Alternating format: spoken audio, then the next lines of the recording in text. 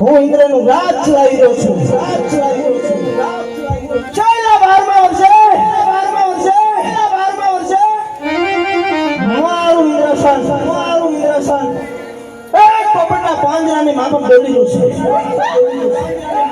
તો કોણ છે ઓસવી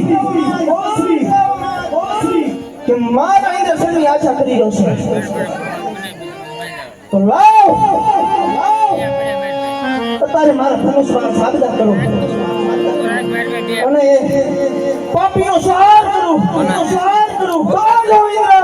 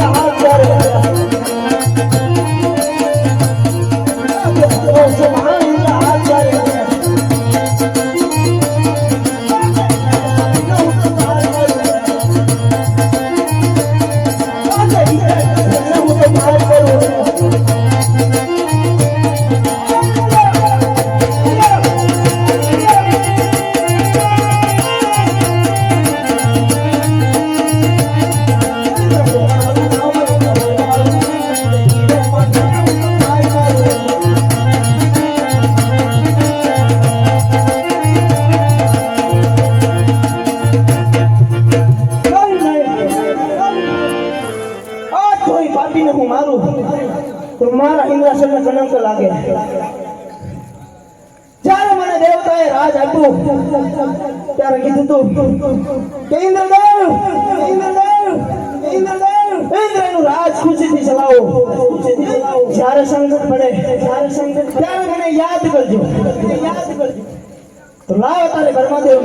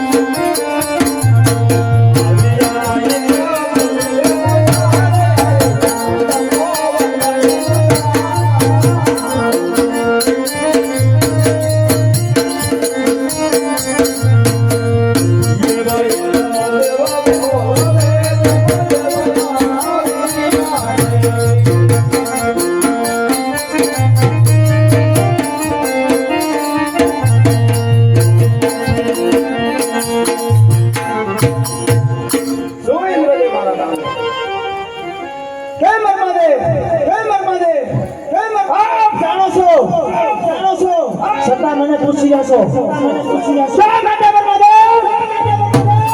એક તમારા મુખથી સાંભળવા માટે. એમ છે? હા. તો સાંભળી લો, સાંભળી લો.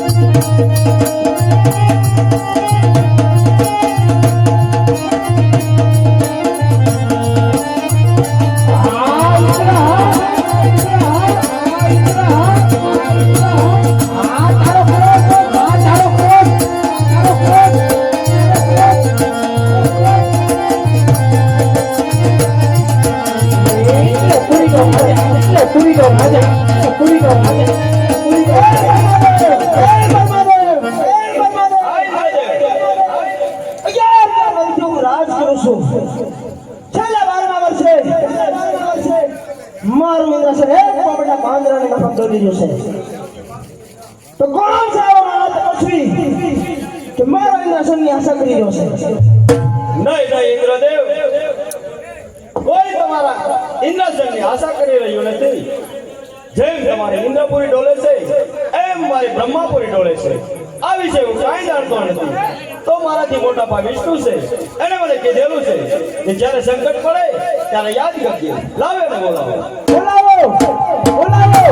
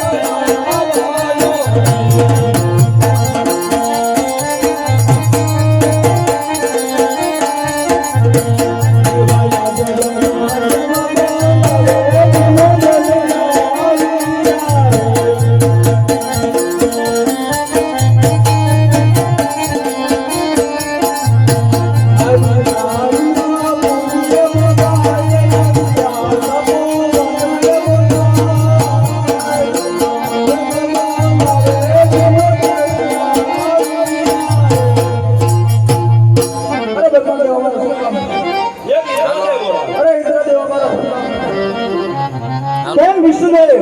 કેમ વિષ્ણુદેવ? હા ઇન્દ્ર, આપ જાણો છો, આપ જાણો છો, છતાં મને પૂછી રહ્યા છો શા માટે વિષ્ણુદેવ? વિષ્ણુદેવ, આપના મુખથી સાંભળવા માંગુ. એમ છે? એમ છે? સાંભળી લો.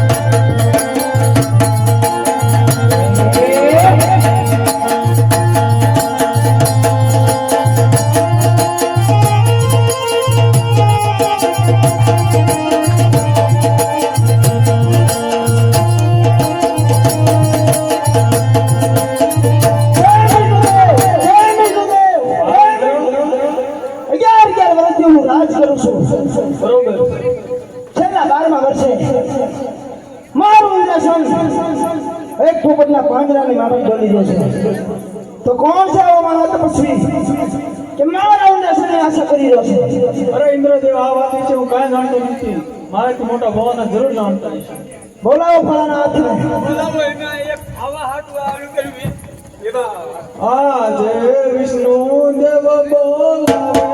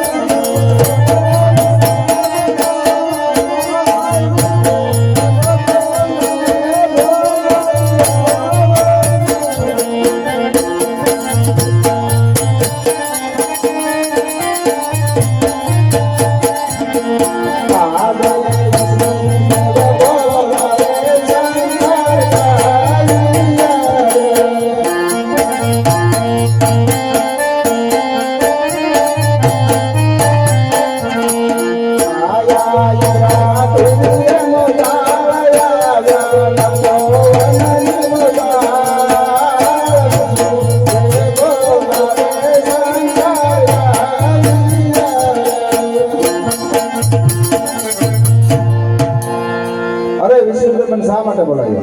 અરે ઇન્દ્રદેવ બોલો. અરે ઇન્દ્ર પણ શા માટે બોલાયો? એમ ભોળાનાથ, બોલો ઇન્દ્ર. આપ તો સૃષ્ટિના સર્જનહાર છો. બરાબર. આપ જાણો છો છતાં મને પૂછી રહ્યા છો. કેમ એમ ભોળાનાથ? તમારા મુખથી સાંભળવા માંગુ. એમ છે? હા. સાંભળી લો.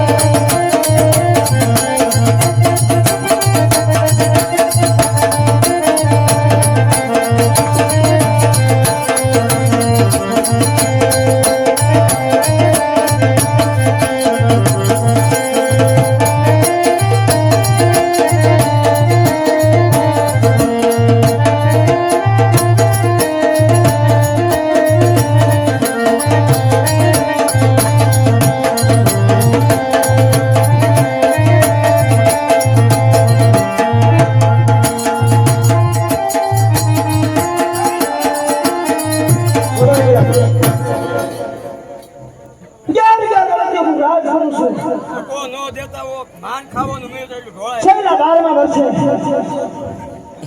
મારો ઇન્દ્રાસન એક પોપટના પાંજરાની માફક કરી દીધું છે. જલ્દી રસ્તો બતાવ, નકર સાચું રહે તો અરે ઇન્દ્રદેવ, આટલો બધો ક્રોધ શા માટે કરો છો? આ મૂર્ત લોકનો માનવી રજમલ છે, એ મારો ભગત છે, એ મારું તપ કરે છે, એના તપોબળથી તમારું ઇન્દ્રાસન ડોલે છે. તમારા ઇન્દ્રાસનની કોઈ આશા નથી. તો આપ શાંત થઈ જાઓ.